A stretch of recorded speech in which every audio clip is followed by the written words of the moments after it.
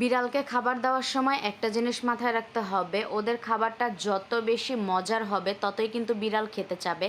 তো অনেকে শুধু চিকেন সিদ্ধ দিয়ে রাখে বিড়ালকে, তো আমি আমার বিড়ালকে হচ্ছে চিকেন সিদ্ধর সাথে অন্য কিছুও দেই। তো আজকে আমার বিড়ালকে আমি স্ন্যাকি ব্র্যান্ডের এই ক্রাঞ্চটা দিব, মানে ওদের খাবারের সাথে। নর্মালি আমি অনেক ধরনের ক্যাট ফুড দিয়ে থাকি, তো আপনারা তো আমার ভিডিও রেগুলার যারা দেখেন তারা তো জানেনই আমি কিভাবে আমার বিড়ালকে খাবার দেই।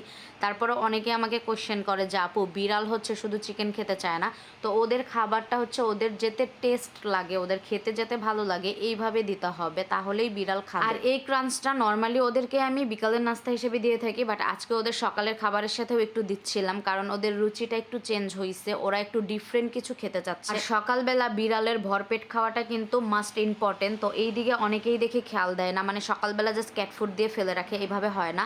তো এইভাবে যদি সকালবেলা আপনারা একটা ভরপেট খাবার বিড়ালকে দিতে পারেন, তাহলে অবশ্যই বিড়ালের হেলথও ভালো থাকবে, প্লাস কোনো ধরনের প্রবলেমও হবে না। তো যাই হোক, আমার মতো আপনারা স্ন্যাকির এই ক্রাঞ্চটা ট্রাই করতে পারেন।